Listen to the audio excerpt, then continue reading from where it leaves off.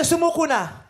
Ayoko na. Kasi may twist pa yan eh. Ay, anong twist? Ay, nako. Napatawad eh. Di ba nabigyan pa ng second chance? Hindi na nga. 3 months Sumuko na. Ayoko na. Kasi kahit anong gawin niya, hindi na naniniwala si Marife. Yes po. Hindi na siya kinilig. Hindi na siya sumaya. Ang naaalala niya na lang na, niloko ko nito ng malala eh. Di ba? Bumitaw. Naghiwalay.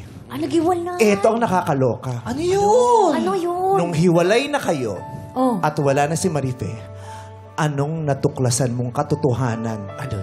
Ano yun, Ray? Ano yun, Ray? Sabihin mo, Ray. Ikwento mo, Sabihin mo, tatatuan Ray. kita sa patilya, ikwento mo.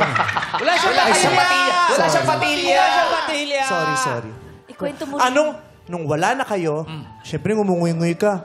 Sayang, nawala yung taong mahal ko kasi naloko ko. Dahil sa isang babae na Nag-message. nabuo Oo, yung yung aming Maling pagmamahalan.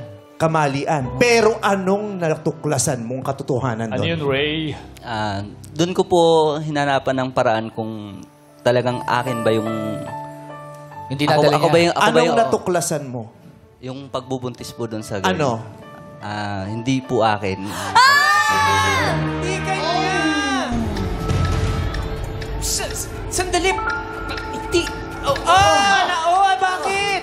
Bakit? Naglambot ang kanyang tuhod. Bakit ka nang hina? Kakapagod yung maybe this time. Siyempre naman. Huwag mo na muna sayaw. Ito na yung pagkakataon ko na maiupo ko. Huwag mo na isayaw. Diba? Nakakaloka. Hindi pala twist kanya. twist kit. Hindi pa. Paano mo naman paano mo Yun nalamang ang tanong. hindi iyo? Oo, paano sinabi sa'yo? Pina-DNA test ba? Dahil po sa sobrang masakit po sa loob ko na nagkahiwalay po kami,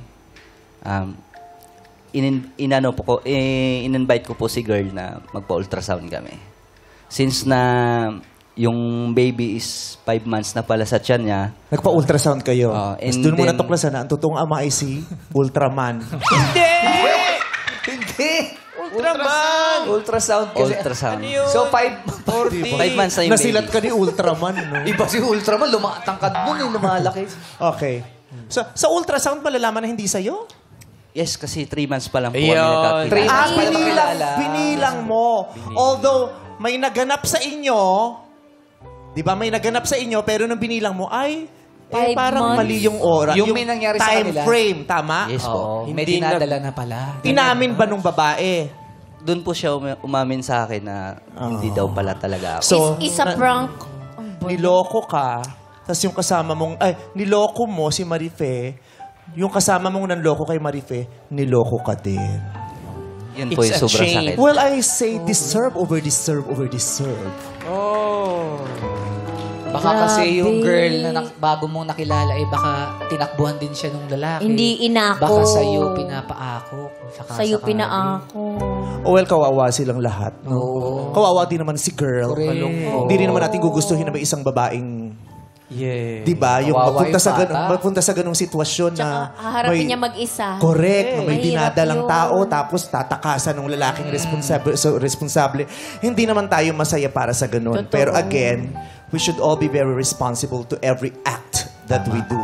Sa ating mga decision, tayo ang responsable kasi dun. Lalong-lalo na kung anong sitwasyon nung ginawa mo at pinagdesisyonan mo yung mga bagay na yun. Alam ni girl na meron kang Marife, di ba? Di ba, Yes po, Ray, tapos, may ganun din, may lalaking pumapayag, may babae ring pumapayag.